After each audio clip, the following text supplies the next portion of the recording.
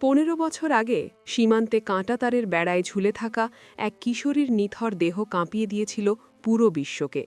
সে ছিল ফেলানী। আজও সেই ফেলানী হত্যার বিচার শেষ হয়নি। 2011 সালের জানুয়ারিতে ভারত-বাংলাদেশ সীমান্তে বিএসএফের গুলিতে নিহত হয় কুড়িগ্রামের কিশোরী ফেলানী খাতুন। সেই ঘটনার ছবি ও ভিডিও আন্তর্জাতিক গণমাধ্যমে ছড়িয়ে পড়লে বিশ্বজুড়ে শুরু হয় প্রতিবাদ।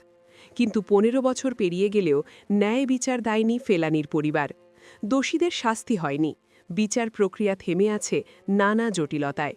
ফেলানীর বাবা মা আজও চোখে পানি নিয়ে বলেন, আমরা প্রতিশোধ চাই না, আমরা শুধু ন্যায় বিচার চাই।